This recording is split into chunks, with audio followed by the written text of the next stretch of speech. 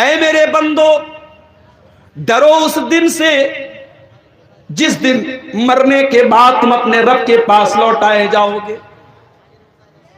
وَاتَّقُوا يَوْمًا تُرْجَعُونَ فِيهِ إِلَى اللَّهِ, اس دن سے ڈرو جس دن تم اللہ کے پاس لوٹائے جاؤ گے.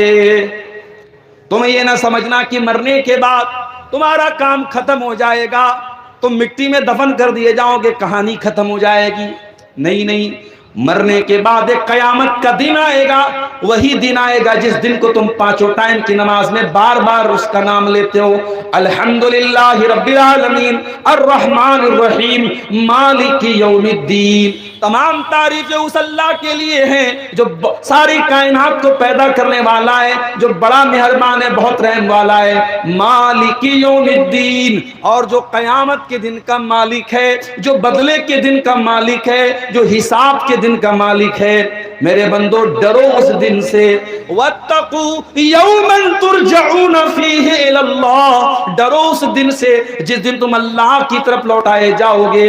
ثُمَّ تُوَفَّى كُلُّ نَفْسٍ مَا كَسَبَتْ, اور اس دن ہر انسان کو اس کے عمل کا پورا پورا بدلہ دیا جائے گا. تم نے دنیا میں جو بھی کام کیا ہے, اچھا کام کیا ہے یا برا کام کیا ہے, قیامت کے دن تم کو تمہارے عمل کا پورا پورا بدلہ دیا جائے گا.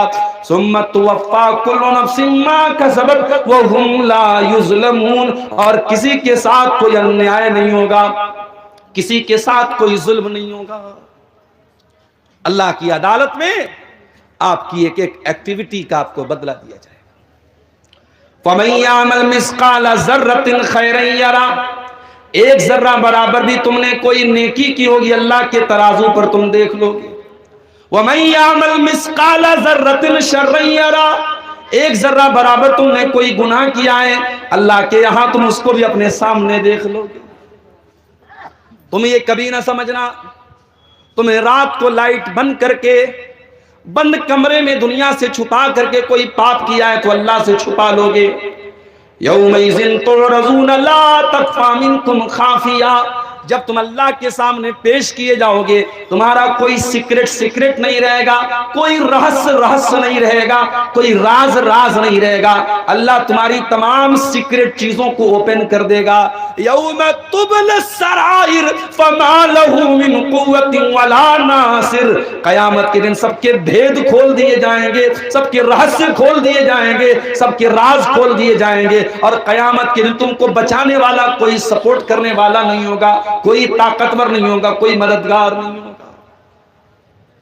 اس دن سے ڈرو میرے بندو. سورہ بقرہ کی آیت میں اللہ تعالیٰ نے ہمیں اس دن سے ڈرنے کا حکم دیا ہے. میرے ساتھ آج دنیا کے حالات ہم دیکھ رہے ہیں, پراکرتک آپدائیں بھی آتی رہتی ہیں, کہیں پر زمین پھٹ جاتی ہے. اسی دیش کے اتراکھنڈ اسٹیٹ میں بادلوں کے پھٹنے کی گھٹنائیں بھی ہو جاتی ہیں, زمین کے پھٹنے کی گھٹنائیں بھی ہوتی ہیں, ہزاروں لوگوں کے مرنے کے واقعات بھی ہم دیکھتے ہیں, کہیں بھوکمپ کی خبریں بھی ہم سنتے رہتے ہیں, کہیں سیلاب کے ذریعے لوگ لقمہ اجل بن جاتے ہیں.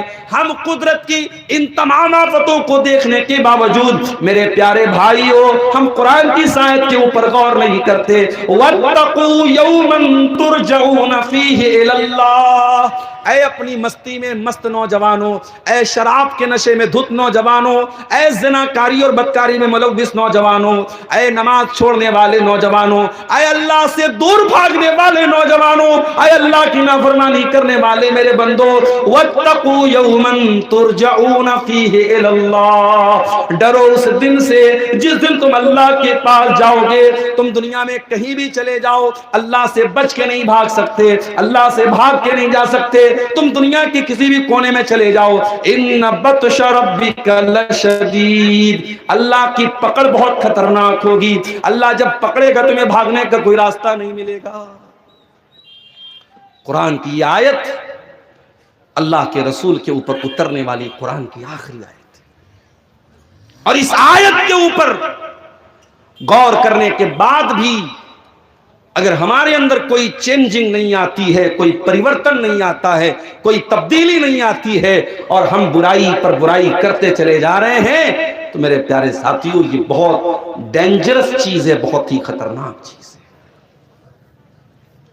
دوسری آیت جو میں نے خطبہ مسنونہ کے بعد پڑھی وہ سورہ نساء کی آیت نمبر 36 پڑھی تھی میں نے، 36 نمبر کی آیت۔ اس آیت کو آیت الحقوق بھی کہا جاتا ہے۔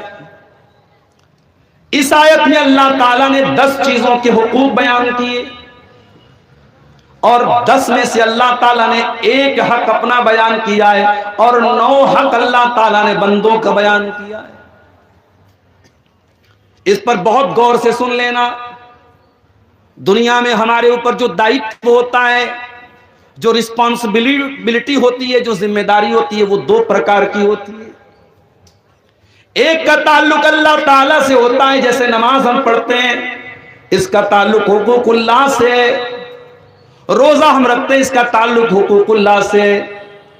زکوٰۃ اگرچہ ہم غریبوں کو دیتے ہیں، اللہ کی راہ میں دیتے ہیں، مگر یہ بھی ہمارے مال میں اللہ کا حق ہے، یہ بھی حقوق اللہ میں سے ہے۔ کئی لاکھ روپے خرچ کر کے انسان حج کرنے جاتا ہے، یہ حج کرنے جو جاتا ہے یہ بھی حقوق اللہ میں سے ہے۔ اللہ تعالیٰ نے سورہ نساء کی اس آیت کے اندر اپنا حق جب بیان کیا تو صرف ایک حق بیان کیا، لیکن جب حقوق العباد کا نمبر آیا، جب بندوں کے تعلق سے باتیں آئیں تو اللہ تعالیٰ نے 9 حقوق بیان کیے۔ پتہ یہ چلا کہ اسلام میں حقوق اللہ کے ساتھ ساتھ حقوق العباد کی بھی بہت اہمیت ہے۔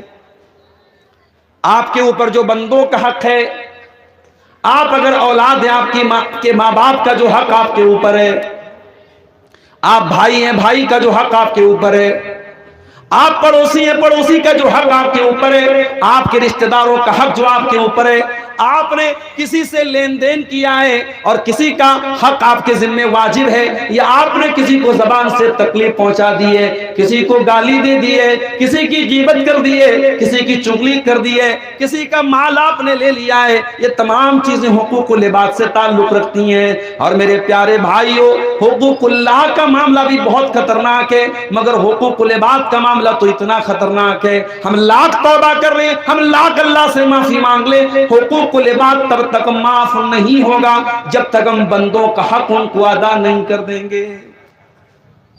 اگر آپ کے اوپر کسی کا حق ہے، آپ جب تک وہ حق ادا نہیں کر دیں گے اللہ تعالیٰ کے معافی ملنے والی نہیں۔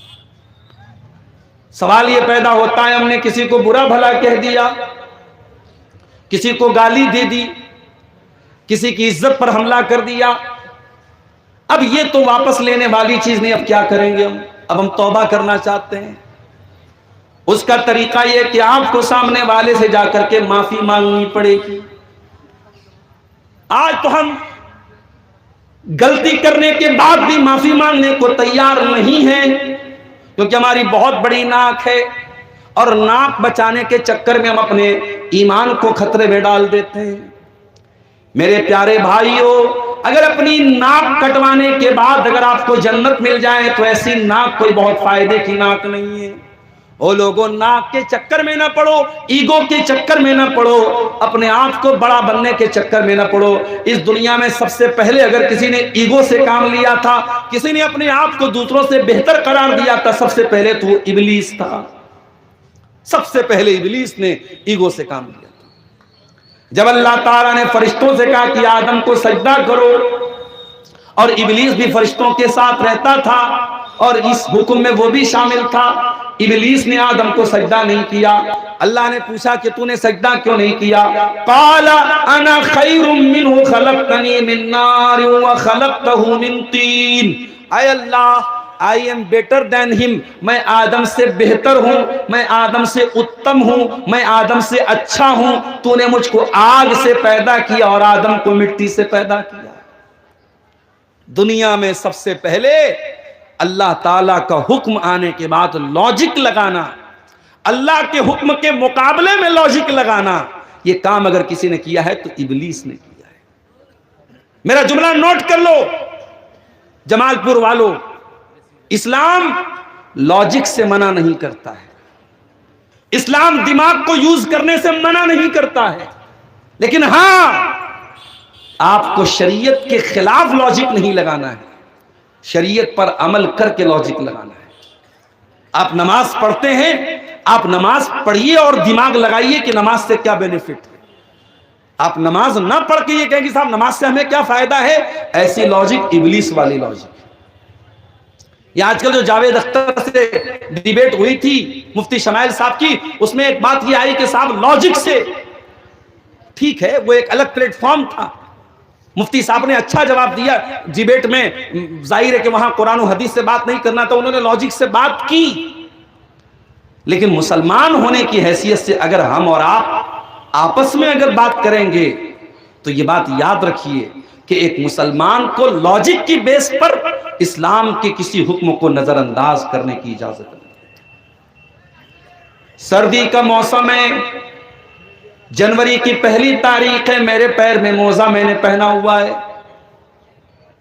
چاہے یہ چمڑے کا موزہ ہو جس کو عربی میں خفین کہتے ہیں، چاہے یہ کاٹن کا موزہ ہو یا اون کا موزہ ہو، وولن موزہ ہو جس کو عربی میں جوربین کہتے ہیں، کوئی بھی موزہ آپ پہنے ہوئے ہو، اگر آپ نے وضو کر کے موزہ پہنا ہوا ہے تو 24 گھنٹے تک، 1 دن اور 1 رات اس موزے کو پہنے آپ موزے پر مسح کر سکتے ہیں. اگر آپ اپنے گھر میں مقیم ہیں، اگر آپ سفر میں چلے گئے، کلکتہ چلے گئے، دلی چلے گئے، آپ اپنے گھر سے اتنی دور چلے گئے جو سفر کی کیٹیگری میں آتا ہے، تو سفر میں آپ موزہ پہنے 3 دن تک اور 3 رات تک اسی موزے پر مسح کر سکتے ہیں. شرط یہ ہے کہ موزے کو آپ نے اتارا نہ ہو اور موزے کو وضو کر کے پہنا ہو. سوال یہ پیدا ہوتا ہے کہ ہم نے موزے پر مسح کیا، لیکن موزہ جب ہم پہنتے ہیں تو آپ نے غور کیا ہوگا موزے کا جو نیچے کا حصہ ہوتا ہے وہ سب سے زیادہ گندا ہوتا ہے، اسی پہ سب سے زیادہ دھول لگتی ہے. تو اگر مسح کا مقصد گندگی دور کرنا ہے تو گندگی تو نیچے لگی ہے بھائی، ہمیں تو نیچے کا پہلے حصہ صاف کرنا چاہیے. مگر نہیں، ہم جب موزے پر مسح کرتے ہیں تو اوپر کے حصے پر مسح کرتے ہیں. اسی لیے حضرت علی کہتے ہیں لو کان الدین بالرائے، اگر دین کی بنیاد رائے پر ہوتی، عقل پر ہوتی تو موزے کا اوپر کا حصہ یہ مسح کرنے کے لائق نہ ہوتا، بلکہ نیچے کا حصہ یہ زیادہ مسح کے لائق ہوتا. دین کی بنیاد لاجک پر نہیں ہے، دین پر عمل کرنے کے بعد آپ کو لاجک لگانا ہے، دین کے مقابلے میں آپ کو لاجک نہیں لگانا ہے. ابلیس نے لاجک لگائی، اللہ کے حکم کے مقابلے میں لاجک لگائی. اللہ نے کہا سجدہ کر، ابلیس لاجک لگا رہا ہے، نہیں میں نہیں کر سکتا، آئی ایم بیٹر دین ہم، میں آدم سے بہتر ہوں. کیوں؟ لاجک کیا ہے؟ اے اللہ میں آگ سے پیدا ہوا ہوں، آگ کہیں پر بھی جلاؤ گے آگ ہمیشہ اوپر کی طرف جائے گی، اور مٹی کو کہیں پر بھی گراؤ گے مٹی نیچے جائے گی. اے اللہ مٹی اور آگ برابر نہیں ہو سکتے، جب میں آدم سے بہتر ہوں تو میں آدم کو سجدہ کروں. او لوگو، یہ ابلیس کا طریقہ ہے کہ اپنے آپ کو دوسروں سے بہتر سمجھا جائے، اپنی جھوٹی ناک بچانے کے لیے جھگڑے کیے جائیں، لڑائی کی جائے. آؤ میرے پیارے بھائیوں، میں اللہ کے نبی کی حدیث آپ کو سنانے جا رہا ہوں، ذرا کان کے ساتھ ساتھ دل کے پردے کھول کر کے اس حدیث کو سننا، اور ہو سکے تو اس حدیث پر عمل کر لینا. اگر اس حدیث پر عمل کر لوگے میرے پیارے بھائیوں، میں گارنٹی دیتا ہوں آپ کے 99% جھگڑے ختم ہو جائیں گے، آپ کے خاندان کے جھگڑے ختم ہو جائیں گے، آپ کے گاؤں کے جھگڑے ختم ہو جائیں گے، آپ کی مسجد کے جھگڑے ختم ہو جائیں گے، آپ کے مدرسے کے جھگڑے ختم ہو جائیں گے. کیا فرمایا اللہ کے رسول نے؟ انا زعیم ببیت فی ربض الجنہ لمن ترک المراء وان کان محقا، میں جنت کے کنارے ایک مکان کی گارنٹی دے رہا ہوں اس انسان کو جو جھگڑا چھوڑ دے حق پر ہونے کے باوجود. اس کو معلوم ہے کہ میں صحیح ہوں، سامنے والا غلط ہے، لیکن اگر میں نے جا کر کے بات ختم نہیں کی، اگر میں نے اپنی ناک نہیں کٹوائی تو جھگڑا اور بڑھتا چلا جائے گا. اللہ کے نبی فرماتے ہیں تم حق پر ہو، تم صحیح ہو، تم کریکٹ ہو، تم اچت ہو، لیکن سامنے والے سے جا کر کے جھگڑا ختم کر دو تو میں تم کو گارنٹی دیتا ہوں انا زعیم ببیت فی ربض الجنہ، میں جنت کے کنارے تم کو ایک مکان کی گارنٹی دیتا ہوں.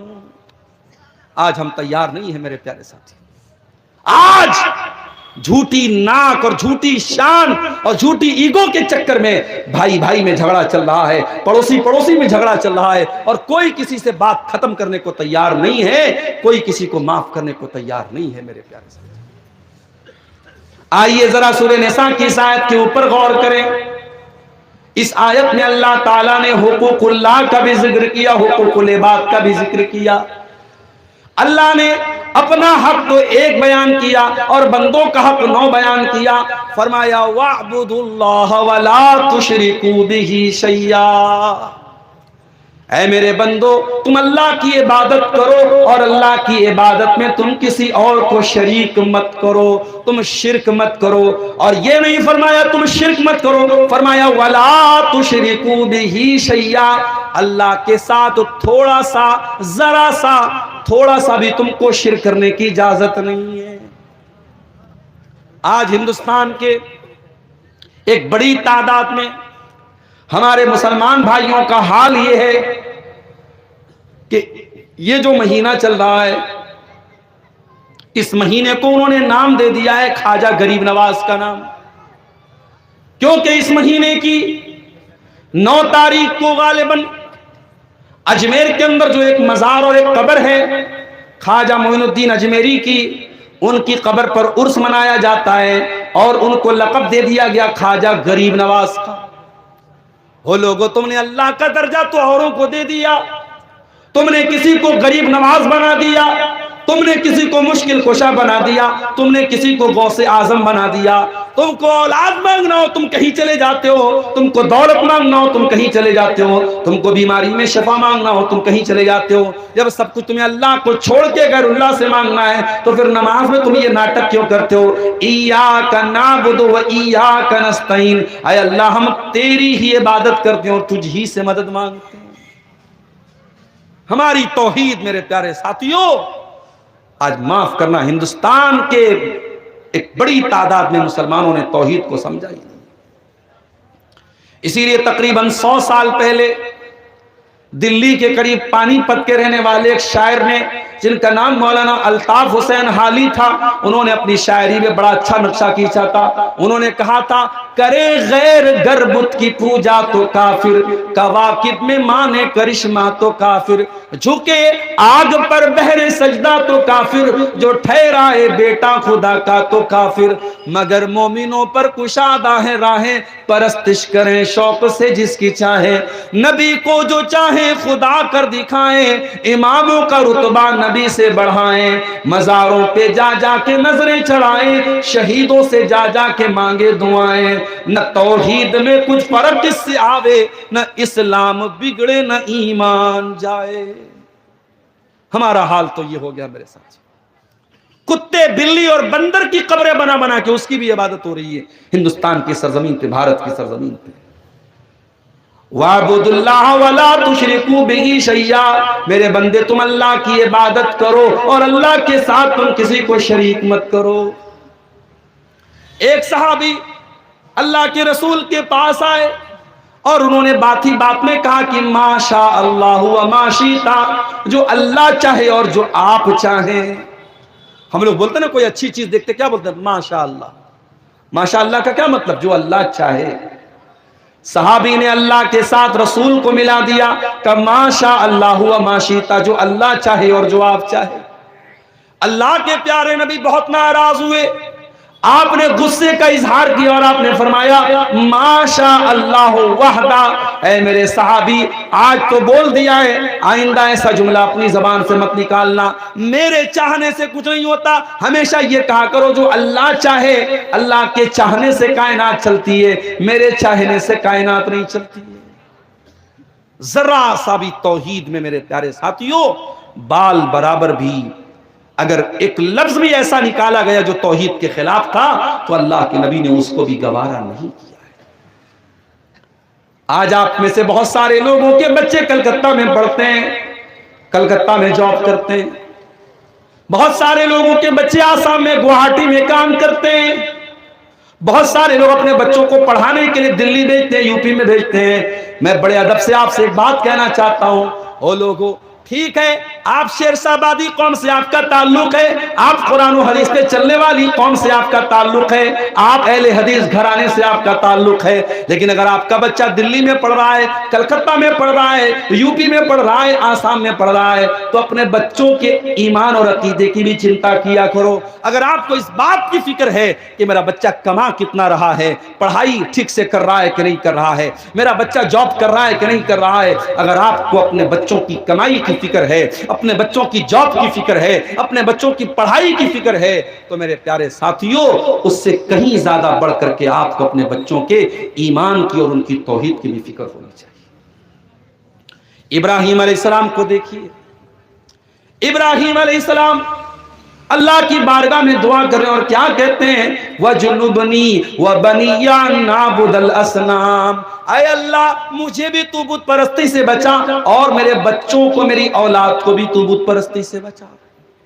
اپنے ساتھ ساتھ اپنی اولاد کی بھی چنتا کر رہے ہیں کہ اے اللہ کہیں ایسا نہ ہو کہ میں تو توحید پر قائم رہوں لیکن میری اولاد بھٹک جائے، میری اولاد غلط ماحول میں پڑ جائے۔ اس لیے میرے پیارے ساتھیوں جو قرآن نے جو بات کہی ہے وَاعْبُدُوا اللَّهَ وَلَا تُشْرِكُوا بِهِ شَيْئًا، تم اللہ کی عبادت کرو اور اللہ کے ساتھ کسی کو شریک مت کرو۔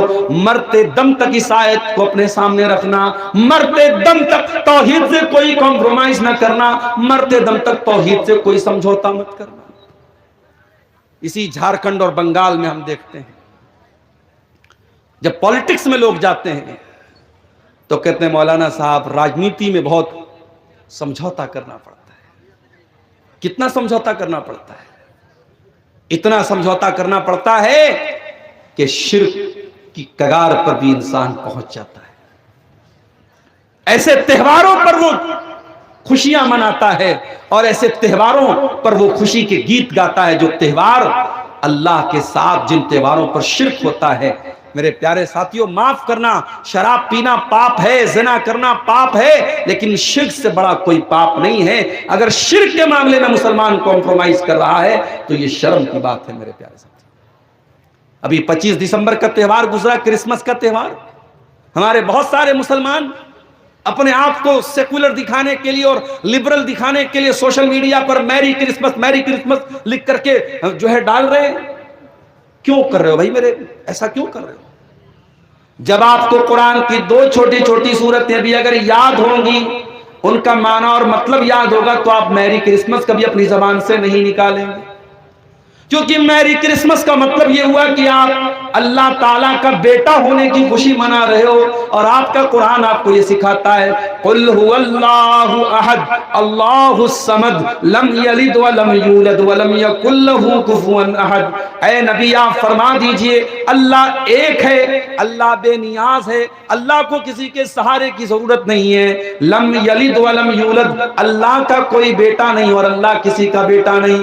وَلَمْ يَكُنْ لَهُ کفواً احد، اور اللہ کے برابر بھی کوئی نہیں ہے۔ کبھی آپ نے غور کیا؟ ہم لوگ فجر کی نماز میں جاتے ہیں تو سنت میں ہم کون سی سورتیں پڑھتے ہیں؟ سورہ اخلاص اور سورہ کافرون۔ یہ قرآن کی دو چھوٹی چھوٹی سورتیں۔ آپ عمرہ کرنے گئے، حج کرنے گئے، طواف کیا آپ نے، طواف کے بعد بھی جو 2 رکعت پڑھی جاتی ہے وہاں پر بھی یہی دونوں سورتیں پڑھی جاتی ہیں۔ یہ قرآن کی بڑی امپورٹنٹ سورتیں ہیں ایمان اور عقیدے کے لحاظ سے۔ میرے پیارے ساتھیوں قل هو اللہ احد آپ کو یہ سکھاتی ہے اللہ کون ہے، اللہ کیا ہے، اللہ کا تعارف کراتی ہے سورہ اخلاص، اور قل یا ایھا الکافرون آپ کو یہ سکھاتی ہے کہ ایمان کی بات آ جائے، اسلام کی بات آ جائے تو آپ کو کوئی کمپرومائز نہیں کرنا ہے۔ قل یا ایھا الکافرون لا اعبد ما تعبدون ولا انتم عابدون ما اعبد ولا انا عابد ما عبدتم ولا انتم عابدون ما اعبد لکم دینکم ولی دین۔ اے نبی آپ اعلان کر دیجئے کہ اے اللہ کا انکار کرنے والوں، اے کفر کرنے والوں، اے انکار کرنے والوں، میں اس کی عبادت نہیں کر سکتا جس کی تم کرتے ہو، اور جس کی عبادت میں کرتا ہوں تم نہیں کر سکتے۔ تو شرک سے اللہ تعالیٰ نے منع کیا ہے میرے ساتھی۔ اس کے بعد فرمایا وَبِالْوَالِدَيْنِ إِحْسَانًا، حقوق اللہ ختم ہو گیا، اب حقوق العباد شروع ہوا۔ وَبِالْوَالِدَيْنِ إِحْسَانًا، اور اے میرے بندو حقوق العباد میں سب سے پہلا نمبر تمہارے ماں باپ کا ہے۔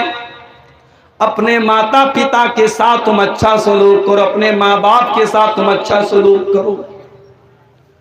ہم میں سے بہت سارے لوگ اپنی ماں کے ساتھ بہت اچھا سلوک کرتے ہیں، اپنے باپ کے ساتھ بہت اچھا سلوک کرتے ہیں، مگر معاف کرنا میرے بھائیوں، ماں باپ ہماری جو سیوا کرتے ہیں، جس بھاؤ کے ساتھ کرتے ہیں، جس جذبے کے ساتھ کرتے ہیں، ہم کبھی بھی اپنے ماں باپ کی سیوا اس جذبے کے ساتھ نہیں کر سکتے۔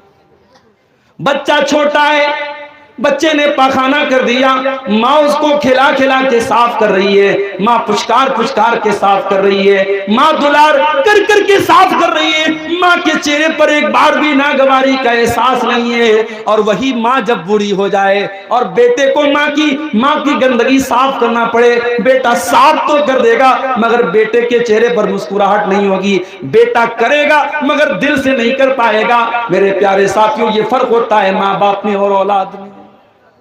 آپ زندگی بھر اپنے ماں باپ کی سیوا کرتے رہیے، آپ ان کے احسانات کا بدلہ نہیں چکا سکتے میرے ساتھ۔ اسی لیے اللہ تعالیٰ نے سورہ لقمان میں فرمایا وَوَصَّيْنَا الْإِنسَانَ بِوَالِدَيْهِ حَمَلَتْهُ أُمُّهُ وَهْنًا عَلَى وَهْنٍ وَفِصَالُهُ فِي عَامَيْنِ۔ اے انسان، تیری ماں نے تجھے 9 مہینے اپنے پیٹ میں رکھا اور 2 سال تک تجھ کو دودھ پلایا، اپنی ماں کی اس قربانی کو تو کیسے بھول سکتا ہے؟ نہ ماں کی قربانی کو بھولو میرے بھائیوں، نہ باپ کی قربانی۔ باپ بھی باپ ہوتا ہے، دنیا میں کوئی کسی کی ترقی نہیں چاہتا ہے، دوست بھی دوست کی ترقی سے جل جاتا ہے، دوست بھی دوست کی ترقی دیکھ کر ایک بار اس کے دل میں یہ خیال آ جاتا ہے کہ کاش یہ ترقی نہ کرے۔ مگر دنیا میں ایک ہستی ایسی ہے جو اپنی اولاد کے بارے میں یہ چاہتی ہے کہ میرا بیٹا مجھ سے بھی آگے نکل جائے، وہ باپ ہوتا ہے میرے پیارے ساتھیوں۔ جب تک باپ زندہ ہے باپ کی قدر کر لو، جب باپ نہیں رہے گا تمہیں اندازہ ہوگا بہت سارا بوجھ تھا جو باپ اپنے سر پہ لے کے چلتا تھا اور تم کو باپ نے اس بوجھ سے تم کو دور کر کے رکھا تھا۔ وَبِالْوَالِدَيْنِ احسانا، تم اپنے ماں باپ کے ساتھ اچھا سلوک کرو۔ آج ہم میں سے بہت سارے لوگ سماج والوں کے لیے تو بہت اچھے ہیں، پورے گاؤں میں سب سے بہت اچھے سے بات کرتے ہیں، مگر اپنے ماں باپ کے ساتھ ڈھنگ سے بات بھی نہیں کرتے ہیں۔ مدرس ڈے مناتے ہیں، مدرس ڈے آتا ہے تو واٹس ایپ پر اسٹیٹس لگاتے ہیں ماں کا یہ درجہ ہے، فادرس ڈے آتا ہے تو باپ کا درجہ دنیا کو بتاتے ہیں۔ او مدرس ڈے منانے والوں، او فادرس ڈے منانے والوں، اسلام میں مدرس ڈے اور فادرس ڈے کی کوئی حیثیت نہیں ہے۔ اسلام کہتا ہے اما یبلغن عندک الکبر احدہما او کلاہما فلا تقل لہما اف ولا تنہرہما۔ جب تمہارے ماں باپ میں سے کوئی ایک بوڑھا ہو جائے یا دونوں بوڑھے ہو جائیں اور تم کو بڑھاپے میں مل جائیں تو خبردار ان کو اف بھی نہ کہنا، ان سے ادب سے بات کرنا، ان کو ڈانٹ کر کے بات مت کرنا۔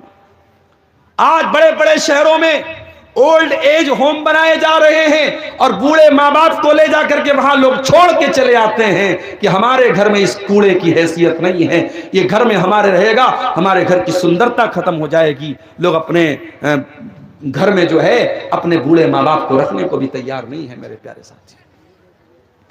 قرآن کہتا ہے تمہارے ماں باپ بوڑھے ہو جائیں تو ان کو اف بھی نہ کہنا۔ ارے جب انسان بوڑھا ہو جاتا ہے، قرآن کہتا ہے وَمَن نُعَمِّرْهُ نُنَكِّسُ فِي الْخَلْقِ، انسان بڑھاپے میں اپنے بچپن کی طرف لوٹ جاتا ہے۔ جیسے بچپن میں انسان ہر چیز کی ضد کرنے لگتا ہے، چڑچڑا ہوتا ہے، ویسے ہی بڑھاپے میں بوڑھے ماں باپ بھی چڑچڑے ہو جاتے ہیں۔ وہ لوگوں جب تمہارے ماں باپ بوڑھے ہو جائیں اپنا بچپن یاد کر لینا، تم نے اپنے بچپن میں ان کو بہت تنگ کیا تھا، بہت پریشان کیا تھا، تمہارے ماں باپ نے کبھی برا نہ مانا، اپنے بوڑھے ماں باپ کی باتوں کا برا نہ ماننا۔ قرآن کہتا ہے وَقُلْ لَهُمَا قَوْلًا كَرِيمًا، اپنے ماں باپ سے ادب کے ساتھ بات کرو۔ وَاخْفِضْ لَهُمَا جَنَاحَ الذُّلِّ مِنَ الرَّحْمَةِ، اور اپنے ماں باپ کے سامنے عاجزی کے ساتھ رہا کرو، نرمی کے ساتھ رہا کرو، محبت کے ساتھ رہا کرو۔ تم سپریم کورٹ کے جج بھی بن جاؤ گے، تم ڈاکٹر بھی بن جاؤ گے، تم انجینئر بھی بن جاؤ گے، جب اپنی ماں کے پاس جانا تو انجینئر بن کے نہ جانا، وکیل بن کے نہ جانا، جج بن کے نہ جانا، پرائم منسٹر بن کے نہ جانا، چیف منسٹر بن کے نہ جانا، ماں کے پاس جانا تو بیٹا بن کے جانا، باپ کے پاس جانا تو بیٹا بن کے جانا۔ وَاخْفِضْ لَهُمَا جَنَاحَ الذُّلِّ مِنَ الرَّحْمَةِ، اپنے ماں باپ کے سامنے اپنے آپ کو بچھا دینا، اپنے آپ کو ڈاؤن ٹو ارتھ کر لینا، اپنے آپ کو چھوٹا کر لینا۔ وَقُلْ رَبِّ ارْحَمْهُمَا كَمَا رَبَّيَانِي صَغِيرًا، اور یہ دعا پڑھتے رہنا کہ اے میرے پروردگار میرے ماں باپ پر رحم فرما، انہوں نے بچپن مجھ کو پالا تھا۔ یہ دعا کون یاد کرے گا؟ یہ مدرسے میں جو بچہ پڑھے گا وہ دعا یاد کرے گا۔ وہی مدرسے جن کو چلانے کے لیے آپ کے جھارکھنڈ اور بنگال میں مولویوں کو در در کی ٹھوکریں کھا کے چندہ کرنا پڑتا ہے۔ آپ سوال اٹھاتے ہیں کہ صاحب مدرسے 4 مہینے کیوں بند رہتے ہیں سال میں؟ یہ مدرسے نہ بند رہیں، یہ اپنے بچوں کی خوراکی کے لیے دھان اکٹھا نہ کریں، یہ رمضان میں اپنے سفرا کو بیچ کے چندے اکٹھا نہ کریں تو یہ مدرسے نہیں چلیں گے میرے پیارے ساتھیوں۔ اور مجھے ایک بات کہنے کی اجازت دیجیے، میں بہت زمانے سے 2009 سے آپ کے بہار اور جھارکھنڈ کی سرزمین پہ آ رہا ہوں، ادھر سیمانچل کا ایریا بھی میں دیکھ رہا ہوں، اور ادھر آپ کا جو سنتھال پرگنہ کا ایریا ہے، اور جو یہ آپ کا صاحب گنج اور یہ آپ کا پاکڑ کا جو علاقہ ہے میں ادھر بھی دیکھ رہا ہوں۔ آپ کے یہاں کچھ کمیاں ہیں میرے پیارے ساتھیوں، ان کمیوں کو ہمیں دور کرنے کی ضرورت ہے۔ ہفتے میں ایک جمعہ کی نماز ہوتی ہے، اس جمعہ کی نماز کو آپ کتنا مہتو دیتے ہیں ذرا اپنے دل پر ہاتھ رکھ کے بتائیں۔ کبھی کبھی اس علاقے میں جب جمعہ پڑھانے میں گیا، 12 بجے 12:15 بجے جمعہ کا خطبہ شروع ہو رہا ہے، میں مسجد میں پہنچ گیا، ٹائم سے ممبر پہ چڑھ گیا، خطبہ شروع کیا، مسجد میں ابھی ایک صف بھی نہیں آئی۔ جب نماز کھڑی ہونے کا ٹائم آیا، 12:30 بجے، 1 بجے جب جماعت کھڑی ہونے کا ٹائم آیا، تب دھیرے دھیرے لوگ انگڑائی لیتے ہوئے اپنے گھروں سے نکلے، صاحب چلو اب جمعہ پڑھ لیا جائے۔ یہ آپ کی نظر میں جمعہ کی ویلو ہے؟ 90% آپ کی مسجدوں میں جمعہ کا کوئی سسٹم نہیں ہے، نہ ڈھنگ کا خطیب ہے جو تقریر تیاری کر کے ایک اچھے موضوع پر بیان کرے، اور نہ ان مسجدوں میں آپ نے لیڈیز کا انتظام کر کے رکھا ہے۔ جلسوں میں آپ نے سختی کر دی، منیہاری کی دکانیں نہ لگیں، میلہ ٹھیلا نہ لگے، تاکہ جلسے میں بے حیائی نہ ہو، بے پردگی نہ ہو۔ بہت اچھی بات ہے، میں سپورٹ میں ہوں آپ کے، مگر اتنے سے کام نہیں چلے گا میرے ساتھی۔ آپ کی جوان لڑکیوں کو بہکانے اور بھٹکانے کے لیے آپ کے گھر میں موبائل موجود ہے، انسٹاگرام موجود ہے، اسنیپ چیٹ موجود ہے۔ آپ کی لڑکیاں آج زنا میں پڑ رہی ہیں، آپ کی لڑکیاں آج غیروں کے ساتھ تعلقات بڑھا رہی ہیں، آج مسلمان لڑکیاں مرتد ہو رہی ہیں۔ آپ کے پاس ان کو روکنے کے لیے کیا سسٹم ہے؟ تقریر کر دینے سے مسئلہ نہیں حل ہو جائے گا میرے ساتھی۔ میں اللہ کو گواہ بنا کے کہتا ہوں، اگر آپ صرف اپنی مسجد میں جمعہ کے خطبے کا نظام صحیح کر لیں، مگر مسئلہ یہ ہے کہ نظام صحیح کیسے ہوگا؟ رمضان میں تراویح پڑھانے والا امام آتا ہے، ہماری جیب سے بڑی مشکل سے 10,000 روپیہ نکلتا ہے، اور 10,000 روپیہ دے کر کے ہم کیا توقع کرتے ہیں کہ امام حرم شیخ عبد الرحمن السدیس کی تلاوت ہم کو سننے کو ملے گا۔ 10,000 میں تجھ کو امام حرم ملے گا؟ ہے مذاق بنا کے رکھا جاتا ہے۔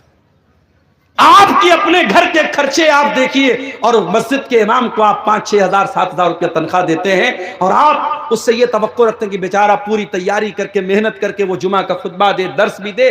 آپ کو میرے پیارے ساتھیوں اگر کوالٹی چاہیے تو آپ کو کوالٹی سپینڈ کرنی پڑے گی، آپ کو انویسٹ کرنا پڑے گا۔ آپ اپنے بچوں کو اچھی پڑھائی کے لیے مہنگی فیس دے کر کے آج کانوینٹ اسکولوں میں ڈالتے ہیں، اگر آپ کو اپنی مسجدوں کا نظام بہتر بنانا ہے، اچھے خطبہ کو لانا پڑے گا، ان کی سیلری آپ کو اٹھانی پڑے گی، اور آپ جب جمعہ کا نظام اچھا بنائیں گے، ان مسجدوں میں عورتوں کا انتظام کریں گے، ہزاروں جلسوں پر بھاری آپ کے سال کے یہ 48 جمعہ کے خطبے ہو جائیں گے۔ سال کے 48 یا 50 جو جمعہ کے خطبے ہوتے ہیں میرے پیارے ساتھیوں، اگر ڈھنگ سے یہ خطبے آپ سن لیں گے اور آپ کے گھر کی عورتیں یہ خطبے سن لیں گی تو بہت سارے مسئلے حل ہو سکتے ہیں۔ تو یہ جو دعا اللہ نے سکھائی، رب ارحمہما کما ربیانی صغیرا، اے اللہ میرے ماں باپ پر رحم فرما، انہوں نے بچپن مجھ کو پالا ہے۔ یہ دعا کون پڑھے گا؟ جو مدرسے کا پڑھا ہوا ہوگا، جس نے قرآن پڑھا ہوگا، جس نے حدیثیں پڑھی ہوگی۔ ہاں جو مدرسے کا پڑھا ہوا نہیں ہے وہ بہت کرے گا، آپ کی طرف سے مسجدوں میں دان دے دے گا، مدرسوں میں دان دے دے گا، مگر وہ اس قابل بھی نہیں ہوگا کہ جنازے کی نماز پڑھی جائے تو اپنے باپ کا جنازہ بھی ڈھنگ سے پڑھ سکے۔ او لوگو، اگر اولاد والے ہو تو کم سے کم ایک بیٹے کو تو ایسا بنا دو کہ آپ کا بیٹا کھڑا ہو کر کے آپ کی جنازے کی نماز پڑھا سکے۔ ہم نے تو ایسے بھی جنازے دیکھے ہیں، باپ کا انتقال ہو گیا، 5 بیٹے ہیں، 5 بیٹے، اور ہر بیٹا عالم دین ہے، اور ہر بیٹا اس لائق ہے کہ اپنے باپ کا جنازہ پڑھا سکتا ہے۔ ہم نے ایسے خوش نصیبوں کے جنازے بھی دیکھے اور ہم نے ایسے بد نصیبوں کے جنازے بھی دیکھے ہیں کہ باپ مر گیا اور کوئی بیٹا اس قابل بھی نہیں ہے کہ باپ کا جنازہ کھڑا ہو کر کے پڑھ سکے، جس کو جنازے کی نماز کا طریقہ آتا ہو، جس کو جنازے کی نماز کی دعائیں آتی ہوں، کوئی ایک بیٹا بھی اس قابل نہیں ہے۔ میرے پیارے بھائیوں، اللہ والدین کے حق میں دعا ہم کو سکھا رہا ہے کہ اپنے والدین کے حق میں یہ دعا کیا کرو، رب ارحمہما کما ربیانی صغیرا، اے اللہ میرے والدین پر رحم فرما جس طریقے سے انہوں نے بچپن میں مجھ کو پالا ہے۔ تو حقوق العباد میں پہلا حق کس کا ہے؟ والدین کا ہے۔ دوسرا حق کس کا ہے؟ وَبِذِي الْقُرْبَى، اور اپنے رشتہ داروں کے ساتھ تم اچھا سلوک کرو۔ تم دنیا میں پیدا ہوئے تو اکیلے نہیں آئے، کوئی تمہارا باپ بھی ہے، کوئی تمہارا چاچا بھی ہے، کوئی تمہارا دادا بھی ہے، کوئی تمہارا نانا بھی ہے، کوئی تمہارا ماموں بھی ہے، کوئی تمہاری خالہ بھی ہے، کوئی تمہاری بوا بھی ہے۔ ان رشتوں کے بیچ میں تم پیدا ہوئے ہو۔ وَاتَّقُوا، قرآن کہتا ہے سورہ نساء کے اندر اللہ تعالیٰ فرماتا ہے کہ اے میرے بندو اس اللہ سے ڈرو جس اللہ کے واسطے سے تم ایک دوسرے سے سوال کرتے ہو، والارحام، اور رشتوں کو توڑنے سے ڈرو۔ رشتوں کو مت توڑو، رشتوں کو توڑنے سے ڈرو۔ اگر رشتوں کو توڑو گے اللہ تم کو توڑے گا، اگر رشتوں کو کاٹو گے اللہ تم کو کاٹے گا۔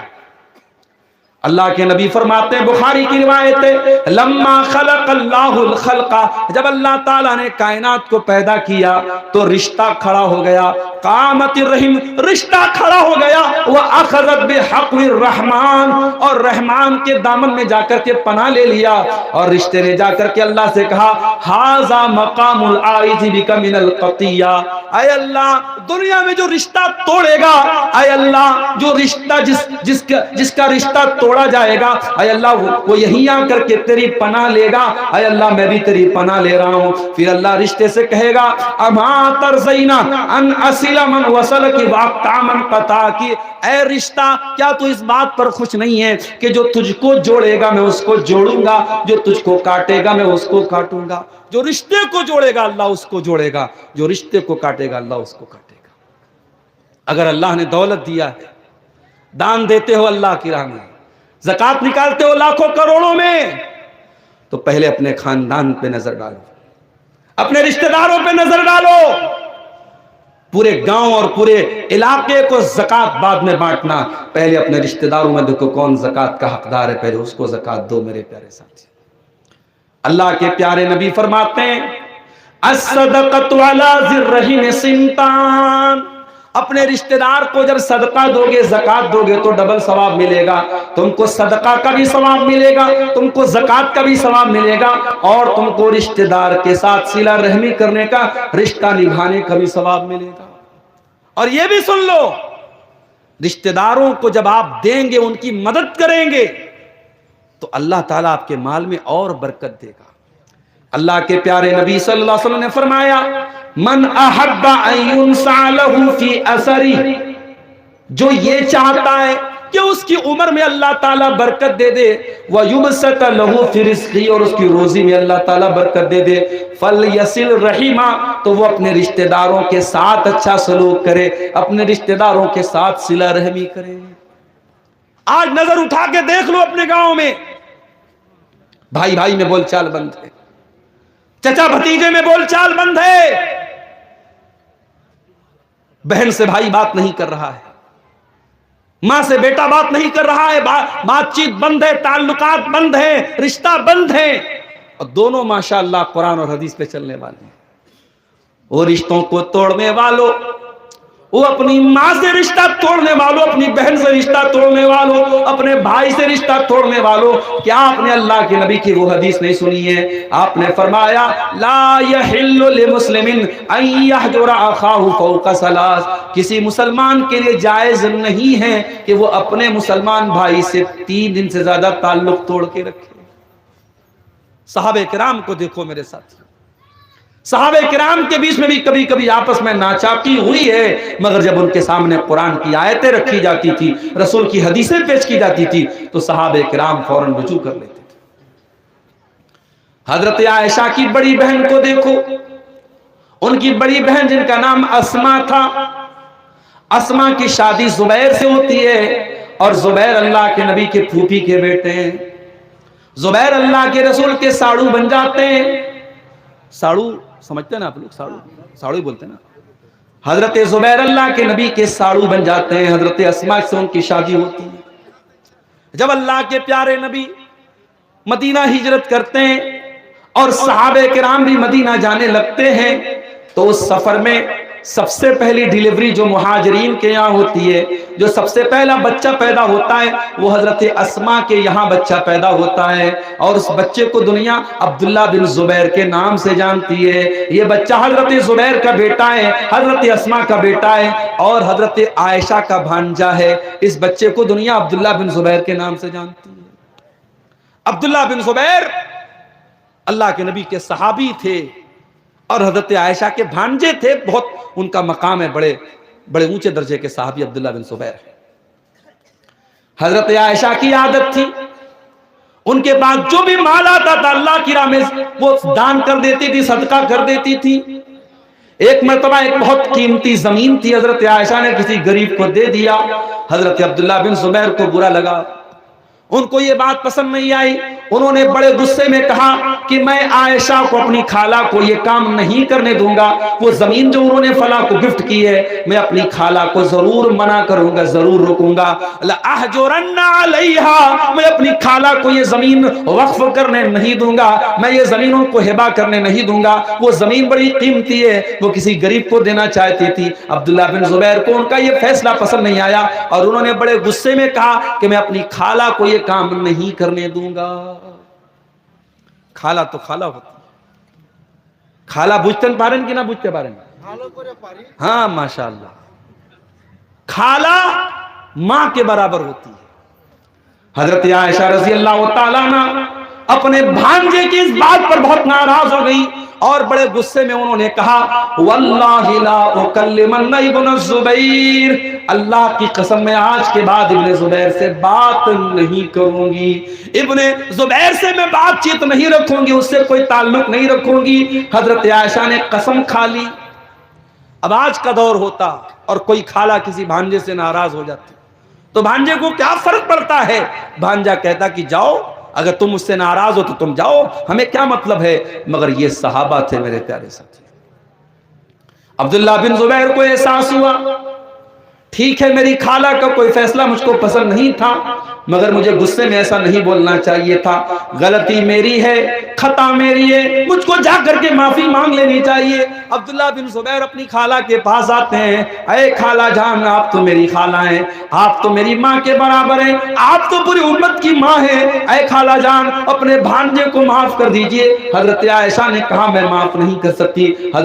حضرت عائشہ معاف کرنے کو تیار نہیں۔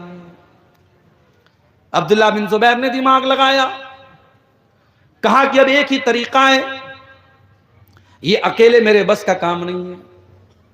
انہوں نے 2 صحابی کو پکڑا۔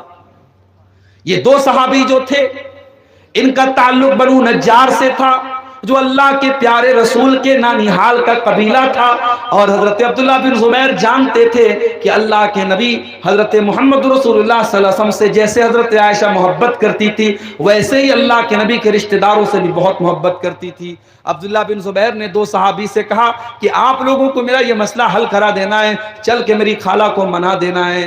یہ تینوں لوگ حضرت عائشہ کے گھر پہنچے اور انہوں نے دروازہ کھٹکھٹایا۔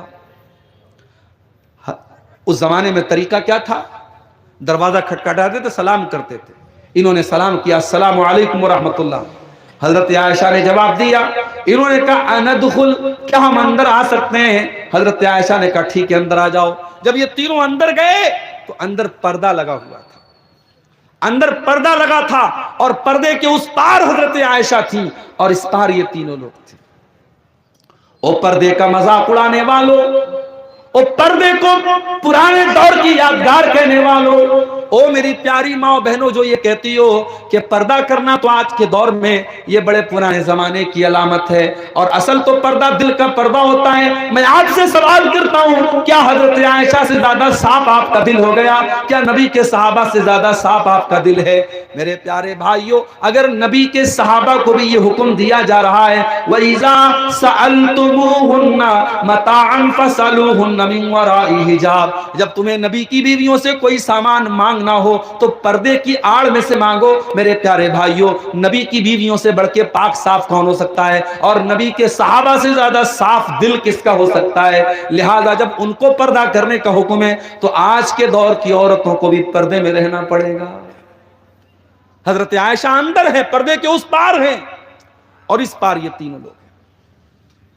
جیسے ہی یہ تینوں لوگ اندر گئے، حضرت عبداللہ بن زبیر اپنی خالہ کے پاس گئے اور خالہ کے گلے لگ کر کے رونے لگے اور کہنے لگے خالہ جان آپ کے بھانجے سے غلطی ہو گئی، معاف کر دیجئے، ہوں تو میں آپ کا بھانجا، آپ کی بہن کا بیٹا ہوں، آپ کے بیٹے کے برابر ہوں، اے خالہ جان خطا ہو گئی، غلطی ہو گئی، اپنے بھانجے کو معاف کر دیجئے۔ حضرت عبداللہ بن زبیر معافی مانگتے چلے جا رہے، روتے چلے جا رہے۔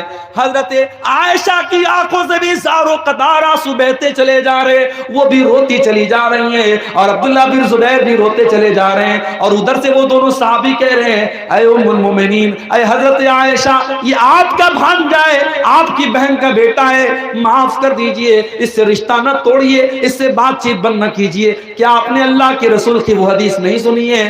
آپ نے فرمایا لا یحل لمسلم ان یہجر اخاہ فوق ثلاث، کسی مسلمان کے لیے جائز نہیں ہے کہ وہ اپنے مسلمان بھائی سے 3 دن سے زیادہ تعلق توڑ کر کے رکھے۔ اے اماں عائشہ، اپنے بھانجے کو آپ معاف کر دیجئے۔ اب جو وہ ایموشنل ماحول بن گیا، عبداللہ بن زبیر بھی روتے چلے جا رہے ہیں اور حضرت عائشہ بھی روتی چلی جا رہی ہیں، اور آخر انہوں نے اپنے بھانجے کو معاف کیا۔ اور اسلام میں قسم کا جو کفارہ ہے 1 غلام کو آزاد کرنا ہے، مگر حضرت عائشہ نے 40 غلاموں کو آزاد کیا۔ اور جب اس واقعے کو حضرت عائشہ یاد کرتی تھی رونے لگتی تھی، اور ان کے اتنا ان کا آنسو بہتا تھا کہ اپنے دوپٹے سے اپنے آنسوؤں کو صاف کرتی تھی۔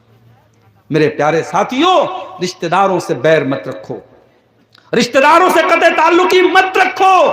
اگر کوئی اونچ نیچ ہو گئی ہے تو بات ختم کرو، اور کبھی بھی رشتہ داروں کے ساتھ یہ سوچ کر کے بھلائی مت کرو کہ وہ کرے گا تو ہم کریں گے، بدلہ مت چکاؤ۔ تم سے جو ہو سکتا ہے لوگوں کے سکھ دکھ میں کام آؤ، لوگوں کی مصیبتوں میں کام آؤ، اور آپ پتہ کرو کہ آپ کے کون رشتہ دار کہاں پہ رہتے ہیں۔ حقوق العباد میں بہت بڑا حق میرے پیارے ساتھیوں آپ کے رشتہ داروں کا بھی ہے۔ اس کے بعد اللہ نے فرمایا وَبِذِي الْقُرْبَى وَالْيَتَامَى، اور یتیموں کے ساتھ بھی تمہیں اچھا سلوک کرنا ہے۔ یتیم کس کو کہتے ہیں؟ جس بچے کا باپ دنیا سے چلا گیا ہو، جو بچہ اناتھ اور یتیم ہو، جو بچہ بغیر باپ کا ہو، جس کا باپ دنیا سے جا چکا ہو، اس بچے کو اناتھ کہتے ہیں۔ اور میرے پیارے بھائیوں، اس یتیم بچے کو لوگ فٹ بال کی طرح اس سے کھیلا کرتے ہیں، اس کے جذبات سے کھیلا کرتے ہیں، کوئی اس کو تھپڑ مار دیتا ہے کیونکہ اس کو بچانے والا کوئی باپ نہیں ہے۔ کوئی بچہ اگر یتیم ہے دنیا میں کوئی اس کا سہارا نہیں ہوتا ہے، وہ جس کا کوئی سہارا نہیں ہوتا ہے اس کا میرا رب سہارا ہے۔ اور اللہ نے یتیم کا سہارا بن کر کے اللہ نے یتیموں کا بھی حق بیان کیا، فرمایا والیتاما، یتیموں کے ساتھ تم اچھا سلوک کرو۔ اللہ کے رسول فرماتے ہیں انا وکافل الیتیم کہاتین، میں اور یتیم کو پالنے والا، یتیم کی پرورش کرنے والا جنت میں ایسے رہیں گے جیسے آپ نے اپنی دونوں انگلیوں سے اشارہ کر کے فرمایا جیسے یہ دونوں انگلیاں ایک دوسرے سے ملی ہوئی ہیں، جنت میں یتیم کا پالنے والا میرے ساتھ رہے گا۔ ایک اور صحابی اللہ کے نبی کے پاس آئے اور انہوں نے کہا کہ اللہ کے نبی مجھے اپنے دل میں بڑی سختی محسوس ہوتی ہے، مجھے دل کی سختی کا کوئی علاج بتا دیجئے، دل کی کٹھورتا کا کوئی علاج بتا دیجئے۔ اللہ کے نبی نے فرمایا امسح برأس الیتیم، کسی یتیم کے سر پہ محبت سے ہاتھ پھیر دو۔ میرے پیارے ساتھیوں، یتیم کے ساتھ کبھی ناانصافی مت کرنا، یتیم کی حق تلفی مت کرنا۔ اگر آپ کا بھائی مر جائے اور آپ کے بتیجے یتیم ہو جائیں تو وہاں یہ قانون مت بیان کرنے لگنا کہ ارے یہ تو میرا بھائی تو میرے باپ کی زندگی میں مر گیا، اس کا تو کوئی حق نہیں بنتا ہے۔ اس نے اپنے یتیم بھتیجوں کو دیکھ کر کے اپنے بچوں کو یاد کر لینا اور سوچنا کہ اگر تمہارے بچے یتیم ہوئے ہوتے تو تمہیں کیسا لگتا۔ اپنے یتیم بھتیجوں کے ساتھ کوئی انیائے مت ہونے دینا، کوئی ناانصافی مت ہونے دینا میرے ساتھیوں۔ اس کے بعد فرمایا والمساکین، اور مسکینوں اور غریبوں کے ساتھ بھی تم اچھا سلوک کرو۔ جو سماج میں غریب طبقہ ہے، کمزور طبقہ ہے، اس کو حقیر مت سمجھنا۔ ٹھیک ہے تمہارے پاس دولت ہے، تمہارے پاس بنگلہ ہے، تمہارے پاس گاڑی ہے، اس کا مطلب یہ نہیں کہ تمہیں دوسروں کو حقیر سمجھنے کا ادھیکار ہو۔ انما ترزقون بضعفائکم، تم کو اگر روزی مل رہی ہے، تمہارا گھر اگر چل رہا ہے تو انہی غریبوں کی دعاؤں سے چل رہا ہے۔ ان غریبوں کی بددعا مت لینا، ان غریبوں کا دل مت دکھانا۔ فرمایا والمساکین، مسکینوں کے ساتھ، غریبوں کے ساتھ تم اچھا سلوک کرنا۔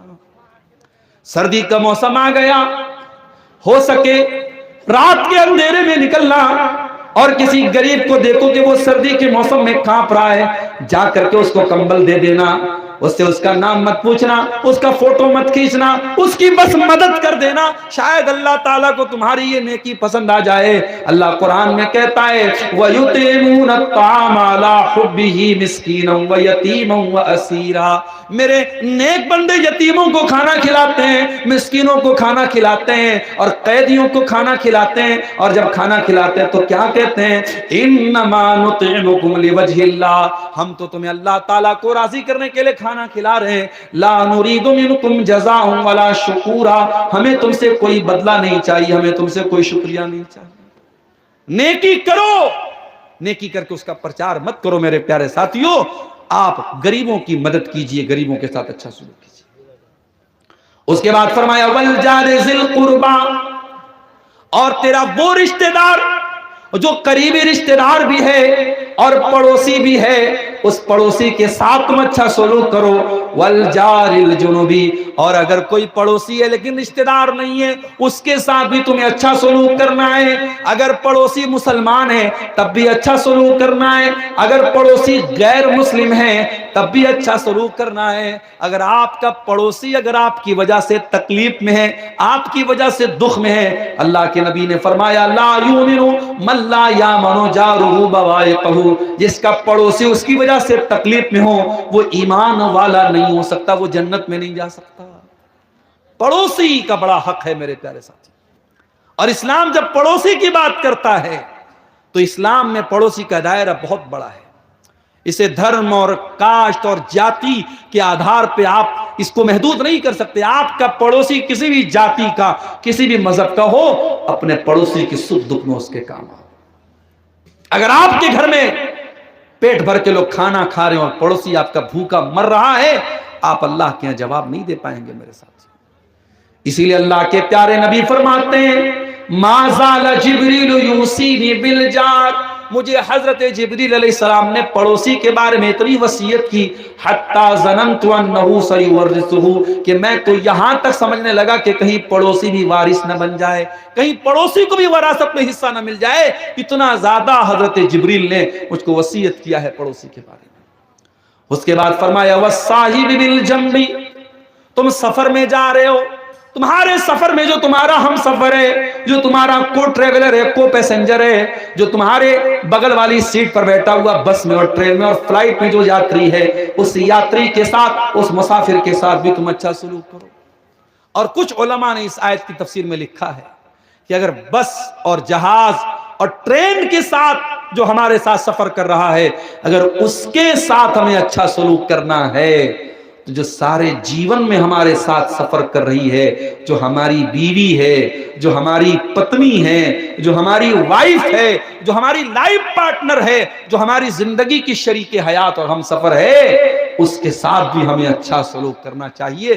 اسی لیے اللہ کے نبی نے فرمایا خیرکم خیرکم لأہلہ، تم میں سب سے بہترین انسان وہ ہے جو اپنی فیملی کے لیے اچھا ہو، اپنے پریوار کے لیے اچھا ہو، اپنی بیوی کے لیے اچھا ہو۔ وانا خیرکم لأہلی، اور میں تم میں اپنے پریوار کے لیے سب سے اچھا ہوں۔ تو علماء نے لکھا کہ یہاں والصاحب بالجنب میں بیوی بھی شامل ہے۔ اس کے بعد فرمایا وابن السبیل، اور کوئی اگر پردیسی ہے، کوئی پردیس کا رہنے والا اور آپ کے شہر میں آیا ہے اور اس کو مدد کی ضرورت ہے، اس کو بھوکا ہے، کھانے کی ضرورت ہے، اس کو سہارے کی ضرورت ہے، اس مہمان کو، اس پردیسی کا بھی تم کو خیال کرنا ہے۔ اس کے بعد فرمایا وَمَا مَلَكَتْ أَيْمَانُكُمْ، اور اپنے غلاموں اور نوکروں اور لونڈیوں کے ساتھ بھی تمہیں اچھا سلوک کرنا ہے۔ اگر کوئی تمہارے گھر میں کام کرنے والا نوکر چاکر ہے، کوئی غلام ہے، تو اس غلام کے ساتھ بھی تمہیں اتیاچار نہیں کرنا ہے، اس کے ساتھ بھی تمہیں ظلم نہیں کرنا ہے۔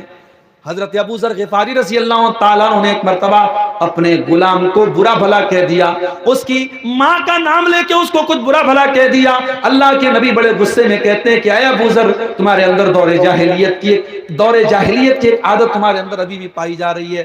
اے ابو ذر خبردار، آج کے بعد یہ کام مت کرنا، یہ جو تمہارے نوکر چاکر ہیں یہ بھی تمہارے بھائی ہیں، بس اللہ تعالیٰ نے ان کو تمہارے ماتحت بنایا ہے، جو تم کھاؤ ان کو بھی کھلاؤ، جو تم پہنو ان کو بھی پہناؤ، اور ان کے طاقت سے زیادہ ان کے اوپر بوجھ مت ڈالو۔ غلاموں کا بھی خیال رکھا اسلام نے، نوکروں کا بھی خیال رکھا۔ بلکہ نبی اکرم صلی اللہ علیہ وسلم نے اپنے انتقال کے پہلے جو دو باتوں کی وصیت کی تھی، اس میں ایک بات کیا تھی؟ الصلاۃ وما ملکت ایمانکم، او لوگو نماز کی پابندی کرنا اور اپنے غلاموں کا خیال کرنا، اپنی لوڈیوں کا خیال کرنا، اپنے غلاموں کے ساتھ تم ناانصافی نہ کرنا، ان کے ساتھ تم ظلم مت کرنا۔ ایک صحابی اللہ کے نبی کے پاس آئے، کہا اے اللہ کے رسول، میرے کچھ غلام ہیں، میری نافرمانی کرتے ہیں، میرے ساتھ بدتمیزی کرتے ہیں، میں ان کو سزا دیتا ہوں، کبھی مار بھی دیتا ہوں، کبھی گالی بھی دے دیتا ہوں۔ اے اللہ کے نبی، کیا اپنے غلاموں کو مارنے پیٹنے پر مجھے قیامت کے دن سزا ملے گی؟ آپ نے فرمایا کہ اگر تمہارے غلام جو تمہاری نافرمانی کرتے ہیں، جو تمہارے ساتھ بدتمیزی کرتے ہیں، قیامت کے دن اس کو بھی تولا جائے گا، اور تم جو سزا دیتے ہو اس کو بھی تولا جائے گا۔ اگر ان کی نافرمانی زیادہ ہے، ان کی بدتمیزی زیادہ ہے، اور تمہاری سزا کم ہے، تو یہ تمہارے لیے اچھی بات ہے، تمہاری نیکیاں بڑھ جائیں گی، تمہارے کچھ گناہ کم ہو جائیں گے۔ لیکن اگر اس کا الٹا ہے اور تمہاری سزا زیادہ ہے اور ان کی نافرمانی کم ہے، تو پھر یہ تمہارے لیے مصیبت بن جائے گی، تمہاری نیکیاں کم ہو جائیں گی اور ان کے گناہ تمہارے اوپر لاد دیے جائیں گے۔ صحابی نے یہ سنا، زار و قطار رونے لگے، ایک کونے میں جا کر کے رونے لگے، اے اللہ کے نبی میں کیا کروں، میرے غلام تھے، میں نے سزا دے دیا، اب آپ اتنی خطرناک بات کر رہے ہیں، میں کیا کروں؟ آپ نے قرآن کی آیت پڑھ کے سنا دی، اے میرے صحابی، کیا تو نے قرآن کی آیت نہیں پڑھی ہے؟ وَنَزَعُ الْمَوَازِينَ الْقِسْطَ لِيَوْمِ الْقِيَامَةِ، ہم قیامت کے دن انصاف کا ترازو رکھیں گے، وَإِنْ كَانَ مِثْقَالَ حَبَّةٍ مِّنْ خَرْدَلٍ أَتَيْنَا بِهَا، ایک رائی کے دانے کے برابر بھی اگر کوئی چیز ہوگی ہم سامنے لے آئیں گے، وَكَفَى بِنَا حَاسِبِينَ، اور حساب لینے کے لیے ہم کافی ہیں۔ اے میرے صحابی، تیری نیکیوں کو تولا جائے گا، تیرے گناہوں کو تولا جائے گا، اور اگر تو نے اپنے غلاموں کو زیادہ سزا دی ہے تو تجھے تو اس کو بھگتنا پڑے گا۔ صحابی نے کہا اللہ کے نبی، میں اتنا بڑا خطرہ مول نہیں لے سکتا، میں اتنا بڑا رسک مول نہیں لے سکتا۔ اے اللہ کے نبی، میں آپ کو گواہ بنا کے کہتا ہوں، انی اشہدکم علی انہم احرار، اے اللہ کے نبی میں آپ کو گواہ بنا کے کہتا ہوں، میں اپنے سارے کے سارے غلاموں کو آزاد کر رہا ہوں، میں غلاموں کو آزاد کر رہا ہوں، میں اتنا بڑا رسک نہیں لے سکتا، میں اتنا بڑا خطرہ نہیں لے سکتا، میں ناپ تول کے سزا نہیں دے سکتا، اب میرے پاس ایک ہی چارہ ہے، میں سارے کے سارے غلاموں کو آزاد کر رہا ہوں۔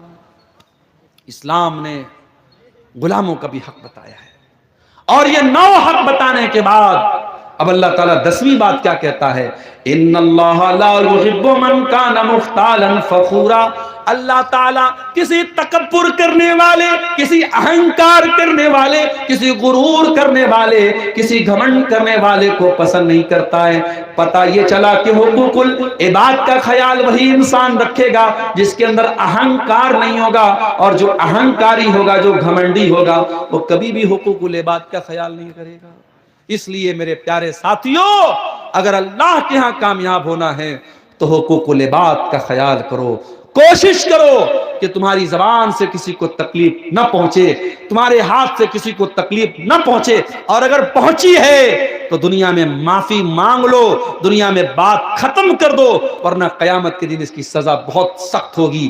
اللہ کے پیارے نبی فرماتے ہیں لَتُوَدُّنَّ الْحُقُوقَ إِلَىٰ أَهْلِهَا يَوْمَ الْقِيَامَةِ، تم نے دنیا میں اگر کسی کا حق نہیں دیا ہے تو قیامت کے دن تو دینا پڑے گا، حَتَّى يُقَادَ لِلشَّاةِ الْجَلْحَاءِ مِنَ الشَّاةِ الْقَرْنَىٰ، یہاں تک کہ اگر سینگ والی بکری نے بغیر سینگ والی بکری کو مارا ہوگا تو اس سے بھی قصاص لیا جائے گا۔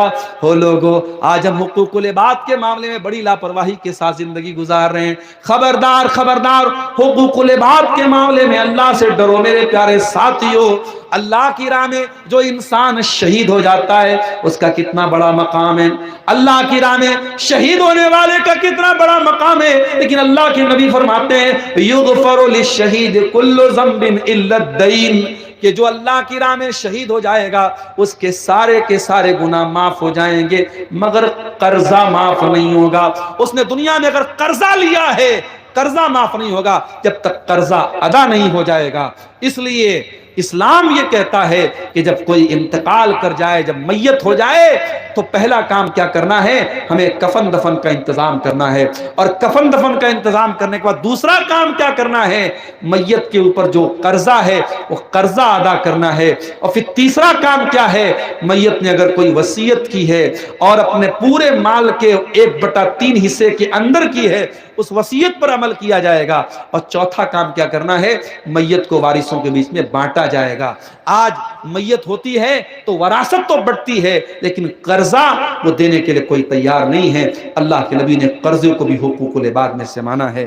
میرے پیارے ساتھیوں، تو یہ 1-2 سوالات آئے ہیں، جواب دے کے بعد ختم کرتے ہیں۔ کیا آئی لو جیسس کرائسٹ کہہ سکتے ہیں؟ دیکھیے، پہلی بات تو یہ کہ جیسس کرائسٹ جو یہ نام بولا جاتا ہے، اب یہ حضرت عیسیٰ کا صحیح نام ہے بھی کہ نہیں یہ ہم نہیں جانتے، کیونکہ ہمارے قرآن میں جو حضرت عیسیٰ کا نام آیا وہ عیسیٰ آیا ہے۔ اس لیے آپ آئی لو عیسیٰ تو کہہ سکتے اس کی تو گنجائش ہے، لیکن آئی لو جیسس کرائسٹ کہنا یہ مناسب بات نہیں ہے۔ دوسری بات ہے کہ آپ یہ کس اینگل سے بول رہے ہیں؟ ایک اینگل سے تو عیسائی بولتا ہے آئی لو جیسس کرائسٹ، وہ کس اینگل سے بول رہا ہے؟ وہ یہ عقیدہ رکھ رہا ہے کہ عیسیٰ سن آف گاڈ ہے۔ اس اینگل سے اگر ہم بولتے ہیں تب تو یہ شرک ہو جائے گا۔ لیکن اگر آپ اللہ کا رسول مانتے ہیں، حضرت عیسیٰ علیہ السلام کو اللہ کا بندہ مانتے ہیں، اللہ کے حکم سے وہ پیدا ہوئی یہ مانتے ہیں اور ہم مانتے ہیں، تو اس لحاظ سے یہ کہا جا سکتا ہے، اس میں کوئی حرج کی بات نہیں ہے۔ لیکن کرسمس کے موقع پر یہ سب کہنا ایک طریقے سے اس تہوار میں شرکت ہے، یہ بات مناسب نہیں ہے۔ واللہ اعلم بالصواب۔ قبرستان میں جا کر سورہ یاسین کی تلاوت کرنا کیسا ہے؟